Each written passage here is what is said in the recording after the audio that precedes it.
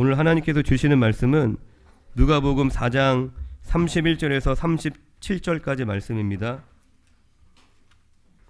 누가복음 4장 31절에서 37절까지 말씀을 저와 여러분이 한 목소리로 같이 읽도록 하겠습니다.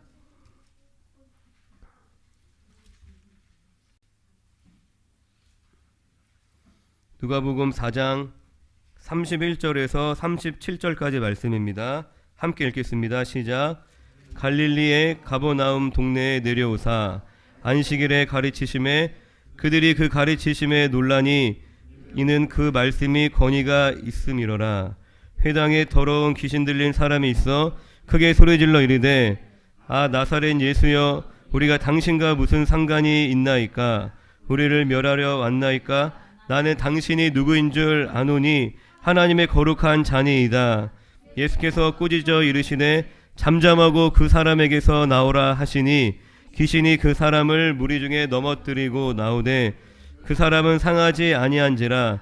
다 놀라 서로 말하여 이르되 이 어떠한 말씀인고 권위와 능력으로 더러운 귀신을 명함에 나가는도다 하더라. 이에 예수의 소문이 그 근처 사방에 퍼지니라. 할렐루야. 네, 마귀의 사상을 무너뜨리고 생각의 습관을 바꾸세요라는 제목으로 말씀을 전해드리겠습니다. 지난주에도 예수님께서 저희가 동일한 본문을 보았죠. 안식일에 회당에서 귀신을 쫓아내는 장면을 보았습니다. 예수님께서는 이 땅에 그리스도로 오셨습니다. 이 귀신을 쫓아내는 사역은 그리스도가 무슨 뜻이라고 그랬죠? 기름 부음 받은 자라는 뜻이라고 그랬죠. 히브리어는 메시아, 그리고 헬라어로 그리스도인데 구약에 이 그리스도를 예표하는 세 가지 직분이 있었다고 했습니다. 왕과 제사장과 선지자 중에 이 귀신을 쫓아내는 예수님의 사역은 이 왕의 사역입니다. 창세기 3장 15절에 내가 너로 여자와 원수가 되게 하고 내 후손도 여자의 후손과 원수가 되게 하리니 여자의 후손은 내 머리를 상하게 할 것이요 너는 그의 발꿈치를 상하게 할 것이니라 하시고 창세기 3장 15절에 뱀에게 하신 말씀이죠. 여자의 후손이 누구죠? 동정녀 마리아를 통해 탄생한 예수 그리스도가 너의 머리는 뭐죠? 권세를 상하게 할 것이다, 깨트릴 것이다 라고 하나님이 그렇게 약속하신 것과 같이 예수님이 이 땅에 오셔서 사단의 머리를 박살냈습니다. 그리고 죄를 사해 주시는 제사장 사역과 하나님의 뜻을 전달하는 선지자 사역을 통해서 이 땅에 하나님의 나라를 세워 가셨습니다. 지금도 예수님의 이 사역은 멈추지 않습니다. 성령으로 성도들과 함께 하시고 그리고 성령을 받은 성도들을 통해서 이 땅에 하나님 나라를 세우는 그리스도의 사역이 계속 이어져 가는 줄로 믿습니다. 본문 34절을 제가 다시 한번 읽어드리면 아 나사렛 예수여, 이제 귀신 들린 자가 하는 얘기죠. 우리가 당신과 무슨 상관이 있나이까? 우리를 멸하려 왔나이까? 나는 당신이 누구인 줄 아노니 하나님의 거룩한 자니이다. 할렐루야. 이 귀신 들린 자가 한 이야기 중에 두 가지 중요한 이야기가 있습니다. 첫 번째는 지난주에 살펴봤던 우리를 멸하려 왔나이까? 지난주에 마귀는 이 세상 신이라고 그랬죠. 고린도후서 4장 4절에 이 세상 신, 그리고 요한복음 16장 11절에 세상 임금, 그리고 에베소서 2장 2절에는 공중권세 잡은 자라고 표현하고 있습니다. 그러니까 하나님을 떠난 모든 인류는 마귀의 종이고 그 특징이 뭐냐면 세상 풍조를 따르는, 세상을 사랑하며 세상을 따라 살아간다라고 말씀을 드렸습니다. 예수님께서 이 땅에 오신 중요한 목적이 그 마귀를 멸하시는 것이 예수님이 이 땅에 오신 목적이다라고 성경은 말씀하십니다. 요한일서 3장 8절에 죄를 짓는 자는 마귀에게 속하나니 마귀는 처음부터 범죄함이라. 하나님의 아들이 나타나신 것은 마귀의 일을 멸하려 하심이라. 할렐루야. 하나님의 아들 예수 그리스도가 나타나신 것은 마귀의 일을 멸하기 위해 오셨다라고 말씀하십니다. 그래서 저와 여러분 믿음의 성도들은 마귀의 권세 아래에서 이미 해방된 줄로 믿습니다. 그러나 마귀의 권세는 깨어졌지만 마귀의 능력은 여전히 가지고 있습니다. 마귀는 능력을 여전히 가지고 있습니다. 그래서 성도는 이 마귀에 대해서 무관심을 하면 안 됩니다. 사도들의 당부와 같이 마귀를 대적해야지 우리가 승리하는 풍성한 신앙생활을 누릴 수 있습니다. 야고보서 4장 7절에 그런즉 너희는 하나님께 복종할지어다. 마귀를 대적하라. 그리하면 너희를 피하리라. 에베소서 6장 11절에 마귀의 관계를 능히 대적하기 위하여 하나님의 전신갑주를 입으라. 베드로전서 5장 8절에 근신하라 깨어라 너희 대적 마귀가 우는 사자같이 두루 다니며 삼킬 자를 찾나니. 할렐루야. 초대교회의 그 위대한 사도들이 하나같이 성도들을 향하여서 마귀를 경계해라, 마귀를 대적하라라고 가르치고 있습니다. 아까 읽었던 본문 말씀의 이제 중요한 두 번째는 귀신 들린 자가 그렇게 이야기합니다. 당신이 누구인 줄 아노니 라고 이야기했습니다. 이 마귀는 생각하는 존재입니다. 하나님의 백성들은 아직 예수님이 하나님이심을 알지 못했죠. 그런데 마귀는 예수님이 하나님이심을 알았습니다. 그러니까 마귀는 사고할 수 있고 생각할 수 있는 그런 존재입니다. 그리고 말을 하는 존재입니다. 이것이 무엇을 의미하냐면 마귀는 영적인 존재라는 것입니다. 이 영적인 존재라는 것이 어떤 귀신이나 유령처럼 뭐 보이지 않는 신비한 존재를 의미하는 것이 아니라 영적인 존재라는 것은 생각을 하고 말을 하는 존재라는 것입니다. 사람은 눈에 보이지만 사람도 영적인 존재이죠. 창세기 2장 7절에 여호와 하나님이 땅의 흙으로 사람을 지으시고 생기를 그 코에 불어넣으시니 사람이 생명이 되니라. 그래서 영적인 존재인 사람도 생각을 하죠. 그리고 말을 합니다. 예레미야 29장 11절에 여호와의 말씀이니라. 너희를 향한 나의 생각을 내가 아나니. 하나님의 생각을 이야기합니다. 이사야 55장 9절에도 내 생각은 너희 생각보다 높음이라. 할렐루야. 이 영이신 하나님도 생각을 하고 계시고 그리고 말씀을 통하여서 역사를 하십니다. 왜요? 말이 곧 영인 것이기 때문입니다. 요한복음 6장 63절에 살리는 것은 영이니 육은 무익하니라. 내가 너희에게 이른 말은 영이요 생명이라. 이 말이 영이고 생명이라는 것입니다. 그리고 로마서 8장 5절 6절에 육신을 따르는 자는 육신의 일을, 영을 따르는 자는 영의 일을 생각하나니 육신의 생각은 사망이요 영의 생각은 생명과 평안이니라 라고 말씀하십니다. 할렐루야. 성령으로 거듭났는지 거듭나지 않았는지, 그리고 하나님의 영을 따르는지 아니면 마귀의 영을 따르는지는 그 사람이 어떤 생각을 하고 어떤 말을 하느냐로 분별할 수 있는 것입니다. 할렐루야. 영은 생각을 주기 때문에 그 사람이 어떤 생각을 하고 또 어떤 말을 하는 것을 통하여서 어떤 영을 따르고 있는구나 라는 것을 알 수 있다는 것입니다.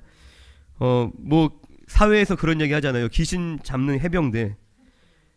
귀신이 와도 무섭지 않을 만큼 용감하다는 그런 의미인 것 같습니다. 그런데 여러분들, 귀신은 머리를 풀어헤치거나 뭐 머리에 뿔이 달린 그런 도깨비와 같은 모습으로 우리에게 오지 않습니다. 우리의 생각이 찾아옵니다. 마귀는 우리에게 생각을 집어넣습니다. 마귀는 매우 지혜로운 존재입니다. 세상에 처음 죄가 들어왔을 때도 하와에게 다가가 말을 겁니다. 매우 교묘한 말로 유혹하고 하와를 속여서 넘어뜨립니다. 그것을 마귀의 관계라고 성경은 표현합니다. 에베소서 6장 11절에 마귀의 관계를 능히 대적하기 위하여 하나님의 전신갑주를 입으라. 할렐루야. 그리고 요한복음 13장에는 가룟 유다에게 예수를 팔 생각을 사탄이 집어넣습니다. 우리에게 생각을 주는 것입니다. 마귀는 우리를 무섭게 놀래키거나 뭐 겁을 주는 그런 1차원적인 공격이 아니라 뭐 그런 것도 할 수 있겠죠. 그것보다 매우 교묘하고 계획적으로 우리를 속이는 것이 그게 마귀의 방법이라는 것입니다. 이 마귀의 전략을 좀 더 구체적으로 파헤쳐 보면 우리가 고린도 후서 말씀을 같이 한번 찾아볼까요? 고린도 후서 10장 4절 5절입니다. 고린도 후서 10장 4절 5절을 함께 읽어보겠습니다.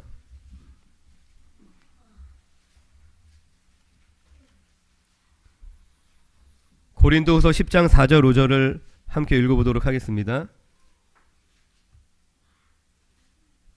시작. 우리의 싸우는 무기는 육신에 속한 것이 아니요 오직 어떠한 능력이라. 모든 이론을 무너뜨리며 하나님 아는 것을 대적하여 높아진 것을 다 무너뜨리고 모든 생각을 사로잡아 그리스도에게 복종하게 하니. 할렐루야. 우리의 싸우는 무기는 육신에 속한 것이 아니다 말씀하십니다. 그리고 어떠한 견고한 진도 무너뜨리는 하나님의 능력이다. 그 하나님의 능력으로 무너뜨려야 하는 그 견고한 진이 무엇이냐면 첫째는 모든 이론, 마귀가 우리의 생각에 넣어준 모든 이론입니다. 지식이죠. 그리고 두 번째는 하나님을 아는 것을 대적하여 높아진 것이라고 얘기합니다. 다른 성경의 번역을 보면 하나님에 대한 지식을 대항하는 온갖 교만한 사상이라고 또한 번역되어져 있습니다. 여러분은 사상이라는 말을 많이 들어보셨죠? 사전을 찾아보니까 생각과 판단과 추리를 거쳐 생긴 의식의 내용, 통일성 있는 판단의 체계, 사회 및 인생에 대한 일정한 견해, 생각, 요렇게 이제 정의가 되어 있더라고요. 그러니까 쉬운 말로 어떤 같은 방향, 목적을 가리키는 그 이론들이 모여서 하나의 큰 체계를 이루는 것입니다. 그러니까 세계관을 의미하는 것이죠. 그것이 사상이라는 것입니다. 예를 들어서 하나님이 계시지 않는다라는 하나의 근본적인 생각을 통해서 다양한 생각들이 파생될 수 있습니다. 하나님이 계시지 않아? 그러면 인간은 어떻게 만들어졌을까? 저절로 생겨났겠지. 그리고 하나님이 계시지 않아? 인간은 그러면 스스로 이렇게 진화되고 스스로 발전하는 것이구나. 그리고 인간은 자신의 운명을 스스로 개척해야 되는 것이구나. 신이 없기 때문에 인생에 정해진 답은 없는 것이구나. 이러한 다양한 이론들이 이제 거기서 파생이 되는 것입니다. 그래서 내가 진리야. 내가 원하는 대로 살면 되는 거야. 이런 생각들이 모여서 무신론 사상, 무신론 세계관을 만드는 것입니다.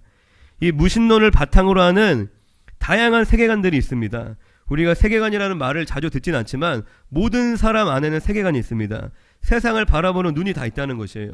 무엇이 옳은지 그른지 다 가치 판단을 하면서 우리는 살아가고 있습니다. 그 중에 한 가지만 소개를 해드리면 대표적으로 무신론을 바탕으로 하고 있는 세계관이 인본주의 세계관입니다.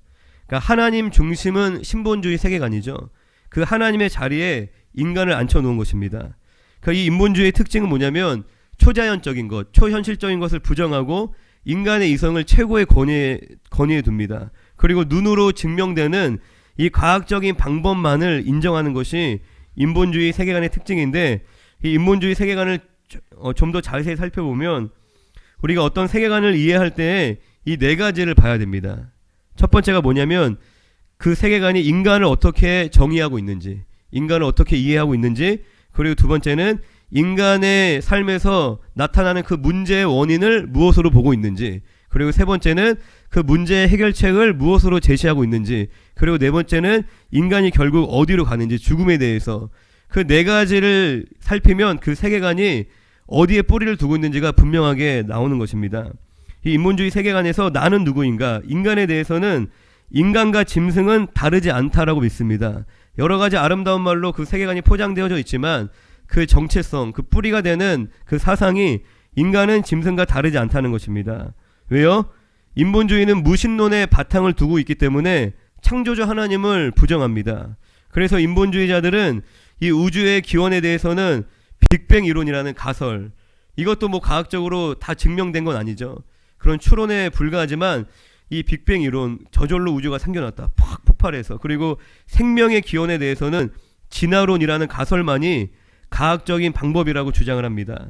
그래서 인간이나 짐승이나 모든 생명체가 아메바라는 이 단세포 생명체에서 다 진화해 왔기 때문에 결국 인간과 짐승은 다르지 않다는 거예요. 출발이 같으니까 인간이나 짐승이나 다르지 않다고 믿는 것입니다.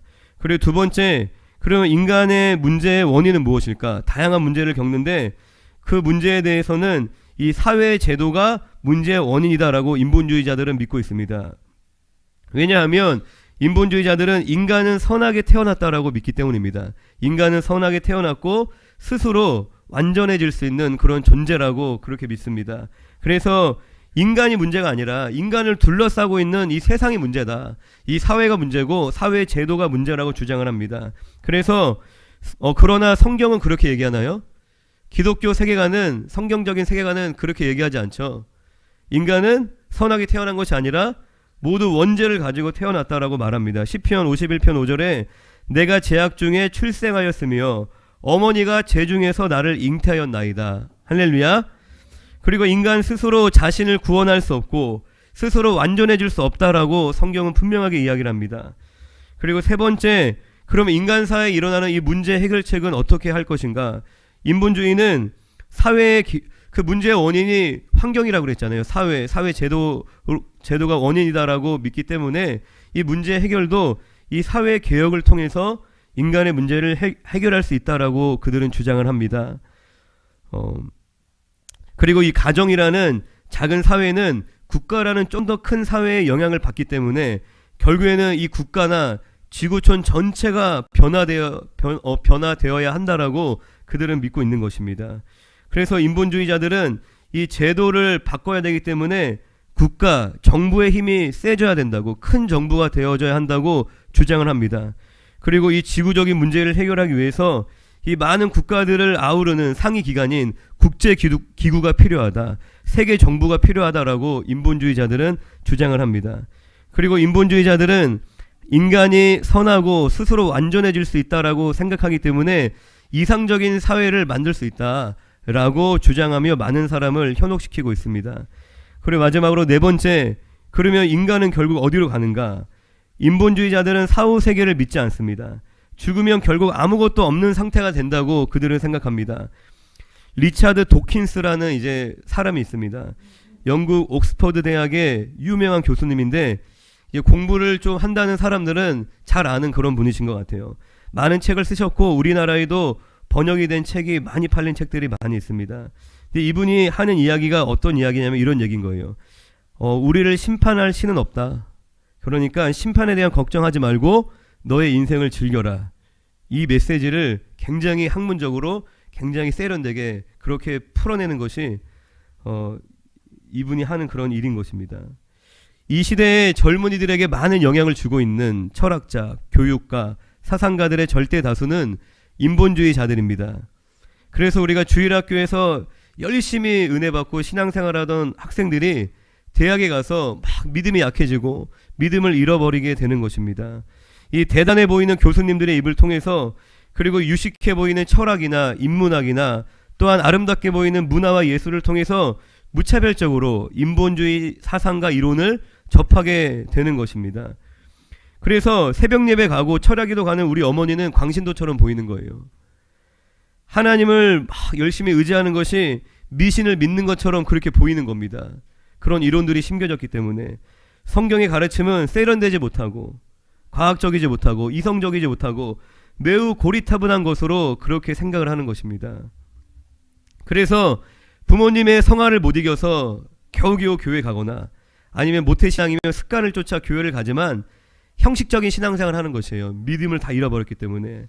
그런데 여러분들 대학까지 가지 않더라도 12학년, 어린 시절 12학년 동안 학교에서 우리가 받는 교육의 내용이 철저하게 인본주의의 바탕을 두고 있습니다. 그것을 이 자리에서 자세하게 이야기하지 않겠지만, 내 인생의 주인은 나이고 우리가 세상에서 이루는 성공을 통해서 네가 원하는 인생을 즐겨라 라는 메시지를 계속 받고 있는 것입니다. 다양한 학문과 다양한 가르침을 통해서 결국 주고자 하는 그 핵심, 뿌리가 되는 메시지가 인본주의라는 것입니다. 그런 마귀가 만든 인본주의 이론들이 다음 세대 안에 계속 심겨지면서 견고한 진을 이루는 것이에요. 이 인본주의 세계관뿐만 아니라 무신론에 기반을 두고 있는 이 기독교를, 성경을 위협하는 다양한 세계관들이 이 시대에는 공존하고 있습니다. 세계관 전쟁이라고 표현을 하고 있죠. 이슬람 세계관, 뉴에이지 세계관, 포스트 모더니즘 세계관, 유교적 세계관, 마르크스 세계관 등이 우리가 모르는 사이에 우리에게 많은 영향을 주고 있습니다. 하나님을 떠나도록, 진리를 믿지 못하도록. 말씀으로 무장하지 않으면 이런 마귀가 만든 사상들을 우리가 분별할 수도 없고 우리의 생각이 그 사상의 지배를 받게 되는 것입니다. 이것은 젊은이들만의 문제가 아니에요. 이 세계관을 전파하는 데 있어서 미디어만큼 강력한 매체가 없습니다. 이 반성경적인 세계관에 사로잡힌 사람들이 만든 드라마나 영화나 이 다양한 콘텐츠에 우리가 노출이 되면 나도 모르는 사이에 반성경적인 세계관으로 무장이 되는 것이에요. 내 인생의 주인은 나다. 그렇게 무장이 되는 것입니다. 히브리적 세계관은 뭐죠? 하나님을 생각하는 거잖아요. 하나님 안에서 하나님이 주인공인 거잖아요. 하나님이 나의 삶을 인도하시고 사용하시고 주님의 뜻을 따라 살아가는데, 근데 인본주의적인 세계관은 뭐예요? 주인공이 나잖아요. 1인칭 주인공 시점에서 다 모든 게 내 중심인 거예요. 그러한 사고 방식으로, 그러한 마음밭으로 변화가 되는 것입니다. 기독교인이 되었지만 무늬만 기독교인인 것이에요. 생각하는 거나 말하는 것, 그리고 구체적인 삶에서의 결정과 삶의 내용은 전혀 성경적이지 않을 수 있습니다. 무질서하고 무규칙적이고 전혀 배려심이 없고 그냥 이기적으로 그렇게 살아갈 수 있다는 것입니다. 삶이 바뀌지 않는 것이에요. 관계가 바뀌지 않고 내 삶의 태도가 바뀌지 않고, 그러다 보니까 우리의 내면의 변화가 없으니까 외적인 성장도 있을까요?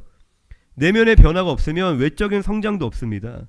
그러니까 신앙과 삶이 분리되어서 종교 중독자처럼 교회에서 열심히 뭔가를 하고 있는데 삶은 개판인 거예요. 우리 엄마 때문에 교회 안 다녀, 그런 이야기가 나오는 거예요. 우리 아빠 때문에, 내가 예수님은 좋은데 우리 아빠 때문에 교회 안 다녀, 그런 이야기들이 들리는 것이에요. 물론 우리가 하나님 말씀대로 살고자 다 노력을 하고 있죠. 기도하며 열심히 이제 몸부림치지만 단번에 우리의 삶이 바뀌진 않을 수 있습니다. 우리가 점진적으로 성화가 되는 것인데, 그런데 아예 극단적으로 이렇게 삶과 신앙이 아예 분리되어져 버린 그러한 삶으로 가면 안 된다는 것입니다. 다시 한번 말씀드리면 마귀의 공격은 굉장히 계획적입니다. 굉장히 교묘합니다. 거짓말해라, 도둑질해라, 미워해라, 뭐 이런 윤리적인 범죄를 하게 만드는 차원을 넘어섭니다. 이건 굉장히 이제 단순한 거잖아요. 거짓말해라, 야 그거 훔쳐먹어, 야 거짓말해. 그러한 수준이 아니라는 것입니다. 우리 안에 견고한 진을 만들어 버립니다. 하나의 사고 체계를 만들어 버립니다. 이 세계관과 사상이라는 것이 무엇인지를 좀 더 쉽게 설명을 드리면, 이 자동차를 만드는 큰 공장에 가면 기계가 하나만 돌아가는 게 아니겠죠. 톱니바퀴가 서로 맞물려 있듯이 다양한 기계들이 다양한 부품을 만들어내고 그런 공정을 통해서 자동차가 완성이 됩니다. 이처럼 하나의 생각이 아니라 그 생각을 내 안에 보완하고 그 생각을 설명하는 여러 생각들이 막 얽혀져 있는 것이에요. 그래서 하나의 사상, 그 견고한 거예요. 진리가 비집고 들어올 틈이 안 생기는 것입니다. 그리고 어부들이 물고기를 잡을 때 그물을 보면 물고기가 빠져나가지 않도록 줄 하나하나가 촘촘하게 연결되어져 있죠. 이와 같이 하나님을 대적하여 높아진 이 이론과 이 논리들이 서로 촘촘하게 연결이 되어서 우리의 생각을 사로잡는 것입니다. 그러니까 무엇이 옳은지 그른지조차 모르고 그냥 내 안에 있는 이론과 사상에 내가 스스로 설득당하며 그냥 내가 그렇게 믿고 사는 거예요. 정말 그렇게 내가 악하게 살아야지, 주님 떠나야지라고 결정하는 사람은 없어요. 그게 그런 줄 모르고 그렇게 내가 속아서 그렇게 믿고 살아가는 것입니다. 사도 바울은 영적 싸움의 실체를 정확하게 파악했던 것입니다. 뭐 영적 싸움하면 뭐 장풍 쏘고 막 넘어뜨리고 귀신 축사하는 모습을 많이 떠올리는데, 물론 그런 현상을 제가 다 부정하진 않지만 무엇이 영적 싸움의 본질인지를 우리가 알아야 한다는 것입니다. 이 영적 싸움의 본질은 사단이 만든 이 이론과 사상의 견고한 진을 무너뜨려야 하는 것입니다. 내가 뭐 한순간 착한 일을 한다고 해서 내 삶이 하나님 따르는 것이 아니에요. 우리의 사고 체계를 다 바꿔야 하는 것입니다. 사단에게 사로잡혔던 내 모든 생각을 사로잡아 고린도후서 말씀처럼 그리스도에게 복종하게 만드는 것이 영적인 승리인 줄로 믿습니다. 그리고 마귀의 이 관계의 목적이 있습니다. 마귀가 이러한 거짓말들로 우리를 속이고 그러한 잘못된 이론과 사상 체계를 우리 안에 견고한 진처럼 만들려고 하는 그 목적이 있다는 것입니다. 그 목적이 뭘까요? 마귀의 목적이 우리를 가난하게 만드는 것일까요? 그렇다면 마귀에게 속한 세상 사람들은 다 가난해야 하지 않을까요? 근데 그렇지 않잖아요.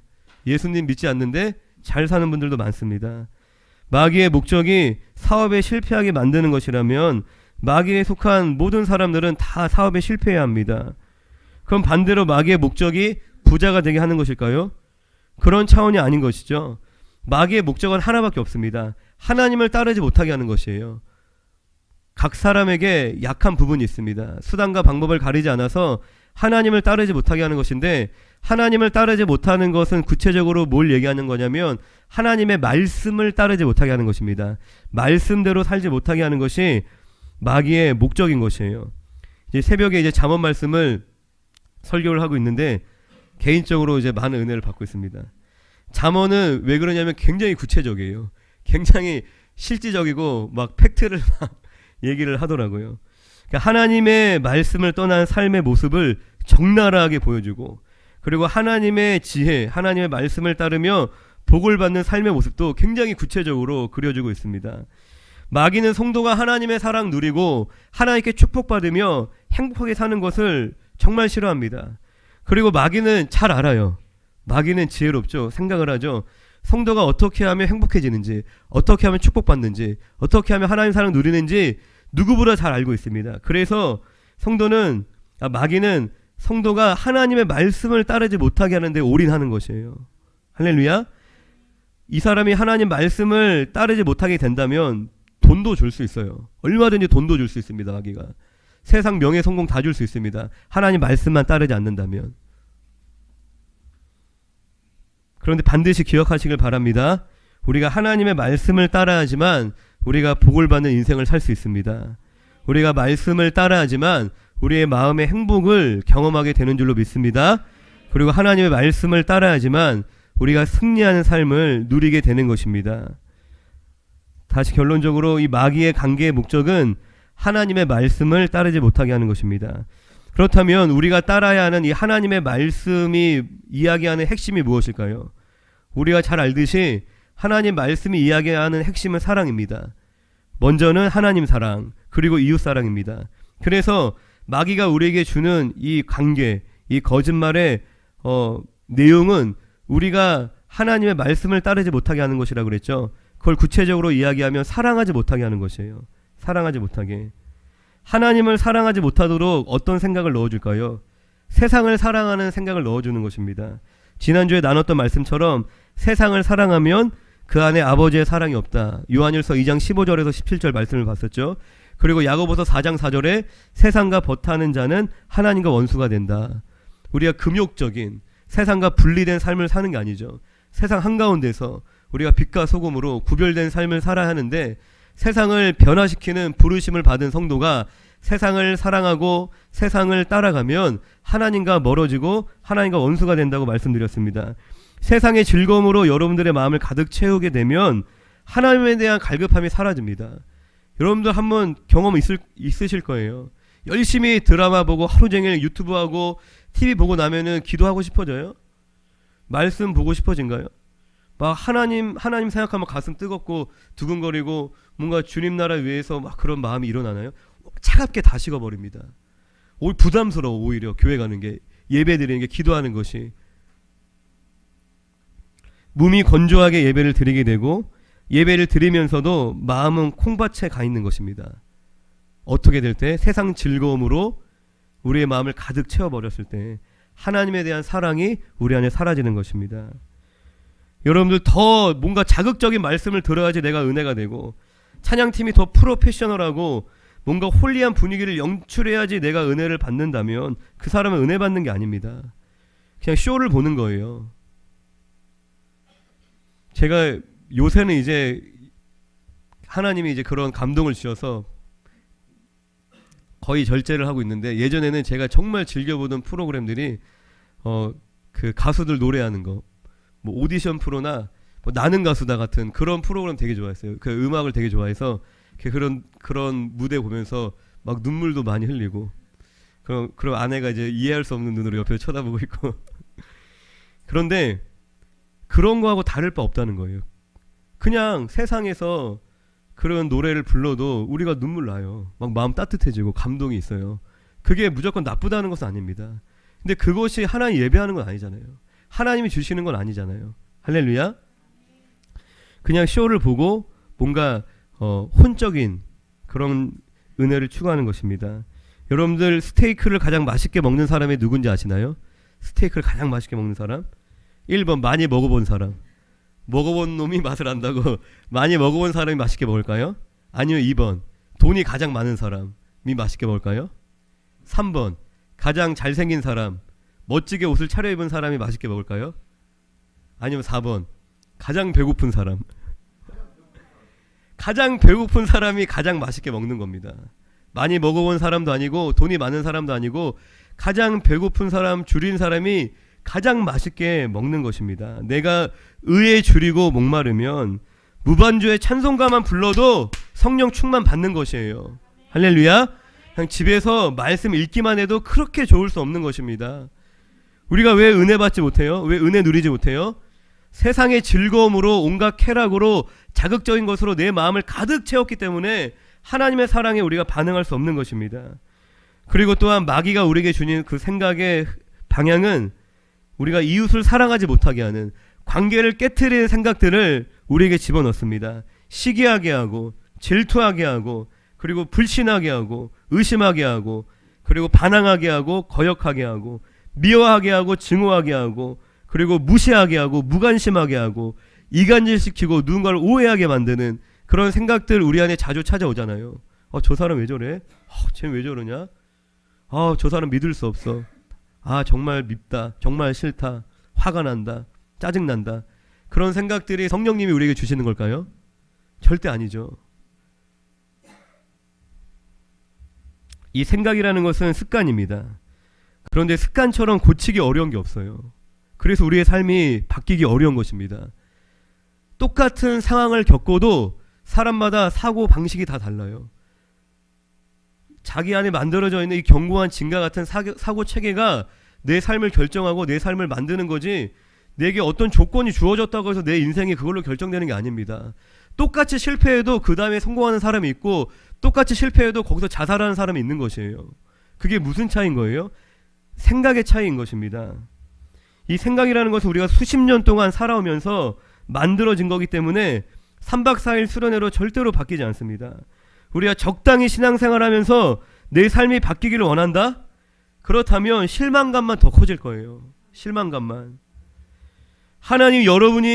하나님께서 여러분 한 사람을 바꿀 능력이 없으시지 않습니다.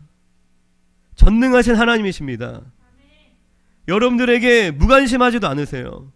여러분들 한 분 한 분을 죽기까지 사랑하시는 그런 하나님이십니다. 그런데 내 삶이 변화되지 않고 내가 성령 충만함을 누리지 못한다면 우리 자신을 좀 돌아볼 필요가 있습니다. 내가 예배생활, 기도생활, 말씀생활, 헌금생활, 몸된 지체로서 내가 교회를 사랑하는지, 물론 이제 신앙생활의 어떤 단계에 따라서 초신자한테 하나님이 많은 걸 원하시지 않겠죠. 그 단계에 따라 우리가 해야 될 분량은 다르지만 하나님께서는 우리가 정말 내 단계에 맞는 최선을 다하고 있는지 우리의 중심을 꿰뚫어 보십니다. 저 같은 사람이 주일날 열심히 나온다고 하나님이 그것만 가지고 칭찬하시겠어요? 그런데 현준이 같은 친구는 주일날 예배만 열심히 나와도 하나님이 엄청 기뻐하시는 거예요. 난생 처음 교회 나온 친구들은 교회에 그냥 와서 앉아만 있어도 하나님이 기뻐하시는 겁니다. 우리가 은혜 받았을 때 한두 번 결단해서 그냥 순종하는 그 수준이 아니라 우리의 생각의 습관이 바뀌어야지만 내가 자연스럽게 우리 안에 내가 순종해야지, 내가 사랑해야지, 내가 하나님을 기쁘시게 해드려야지 라는 생각으로 우리가 가득가득 해야지, 그래야지 우리의 삶이 조금 바뀌는 겁니다. 여러분들 중요한 말씀이 로마서 12장 2절에 너희는 이 세대를 본받지 말고 오직 마음을 새롭게 함으로 변화를 받아. 할렐루야. 변화를 받아. 이 변화를 받아가 수동태로 쓰여져 있습니다. 그러니까 내가 변화를 당하는 것이에요. 내가 변화를 위해서 애쓰지 않았는데 변화가 그냥 주어지는 거예요.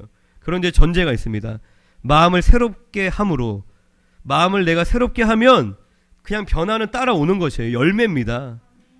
포도나무 가지가 포도나무 열매 맺으려고 막 애써요. 밤마다 낑낑거리고 막 애를 씁니까? 그러지 않아도 열매가 맺히잖아요. 가지가 나무에 붙어 있으면. 할렐루야. 우리의 삶은 자연스럽게 바뀌는 겁니다. 누리는 것이에요. 신앙생활은 너무나 행복한 것입니다. 그런데 저절로 바뀌는 것이 아니라 우리의 마음을 새롭게 해야 됩니다. 마음을. 여기서의 마음은 하트가 아니에요. 감정적인 영역을 얘기하는 것이 아니라 마인드입니다. 영어 성경으로 보면 우리의 사고방식을 바꿔야 된다는 거예요. 성경은 다 일맥상통합니다. 믿음은 들음에서 나는 것이에요. 우리의 사고방식이 바뀌어야지, 하나님 말씀으로 성경적인 원칙으로 바뀌어야지 우리의 삶이 저절로 변화가 되는 것입니다. 가끔 한두 번 좋은 생각을 하는 것이 아니라 우리의 사고가 자연스럽게, 그냥 자연스럽게 습관적으로 우리의 생각이 좋은 생각들이 많이 일어나야 되는 거예요. 내가 어떻게 주님의 몸된 교회를 섬길까? 내가 어떻게 지체를 사랑할까? 내가 어떻게 하나님 기쁘시게 해드릴까? 주님, 내가 무엇을 할 수 있을까요? 하나님, 나에게 무엇을 원하시나요? 주님, 나를 사용해 주세요. 주님 사랑합니다. 주님 갈망합니다. 주님 영광 받아 주시옵소서. 누군가가 나에게 피해를 주더라도, 물론 인간이 로봇가 아니니까 그 순간에 기분 나쁘죠. 그 순간에 당황스럽죠. 하지만 우리 안에 사고 패턴이 잘못되어져 있으면 계속 이제 소설 써내려 가는 겁니다. 저 사람은 나를 분명히 무시하고 있어. 나를 목사로 인정하지 않아. 계속 그렇게 그러다 보면은 이제는 오해가 계속 낳는 거예요. 또 그냥 저 사람이 표정이 뭔가 딱딱해. 그봐. 나를 미워했어. 분명히 집에 가서 내 욕할 거야. 분명히 일기에다 내 욕 쓸 거야. 뭐 그런 식으로 완전히 책을 한 권 쓰는 거예요. 정말 아무것도 아닌 요 코딱지만한 일을 가지고. 이게 정말 무서운 겁니다. 그런데 그 똑같은 일이 벌어져도 아니야. 우리 성도님은 그런 분이 아니셔. 설령 그렇다 할지라도 내가 기도해드리면 되지. 그러니까 건강한 생각으로, 긍정적인 생각으로, 믿음의 생각으로 우리가 완전히 시스템이 바뀌어야지만 우리의 삶이 변화가 되는 것입니다. 내 생각이 썩었는데 어떻게 삶이 바뀌어요? 항상 내가 놀고 싶은 생각으로 가득하고 세상 즐기고 싶은 생각이 내 안에 충만한데 어떻게 하나님과 친밀해질 수 있습니까? 그 억지와 인의로 막 그런 척 할 필요 없어요. 그냥 뭐 안 되면 안 되는 대로 하지만 우리가 하나님께 기도하는 거예요. 내 근본적인 생각을 바꾸기 위해서. 바리새인처럼 외식할 필요 없어요. 거룩거룩 한 척 할 필요 없어요. 그러니까 아직 내 수준이 이 정도면 그냥 이 안에서 최선을 다하고 내 마음과 생각이 바뀌기를 기도하는 것입니다. 내가 다른 사람을 항상 의심하고 시기하고 부러워하고 지적하고 무시하면 어떻게 내가 그리스도의 향기 나는 삶으로 바뀔 수 있나요? 마지막으로 마귀는 우리가 영적인 활동을 하지 못하도록 방해합니다. 그러니까 영적인 감각이 이제 떨어지게 만드는 것이에요. 구체적으로 그게 뭐냐면 영적인 존재의 특징이 뭐라고 그랬어요? 가장 중요한 특징이 생각하는 존재라고 그랬죠. 영적인 존재는 사고하고 그리고 말하고 언어를 사용하죠. 그런데 마귀가 우리를 영적이지 못한 존재로 영적으로 둔감하게 만드는 방법은 생각하지 못하게 만드는 겁니다. 생각을 빼앗아 가는 것입니다. 여러 가지 중독을 통해서, 여러 가지 중독에 빠지면 생각하지 않잖아요. 게임 중독, 그냥 멍하고 게임만 계속 하잖아요. 생각하지 않는 거예요. 그리고 예전에 이제 저희 아버지가 항상 술을 주무시기 전에 이제 드셔서 그 왜 드시는지 얘기를 한번 들은 적이 있는데, 이거를 먹지 않으면 너무 이제 삶이 힘드니까 이걸 먹어야 잊어진다는 거예요. 그러니까 알코올에 중독되는 것도 결국에는 생각을 멈추려고 하는 겁니다. 걱정, 근심에서 내가 좀 벗어나려고. 그런데 그런다고 해서 문제가 해결이 되나요? 내 삶이 바뀌나요? 그러진 않죠. 마귀는 어떻게든 우리의 삶이 우리의 생각을 빼앗아 갑니다. 고민하지 못하게 하고, 기도하지 못하게 하고, 생각하지 못하게 하는 것입니다. 그냥 미디어에 빠져서 계속 그냥 유튜브 보면서 뭔 생각을 해요. 자극만 받는 거잖아요. 유튜브 하시지 말고 우리가 책을 읽으셔야 돼요. 책을. 영적으로 묶인 사람의 특징이 뭔지 아시나요? 난독증이 있어요. 너무나 신기합니다. 영적으로 묶여 있으면 글을 잘 못 읽어요. 공동체 생활할 때 왔던 이제 다수의 지체들의 특징이 뭐냐면 책을 잘 못 읽는 거였어요. 그런데 은혜 받고 뭔가 풀어지면 또 나타나는 특징이 뭐냐면 말을 잘하게 돼요. 사용하는 언어가 바뀌고 생각하는 것이 바뀌고.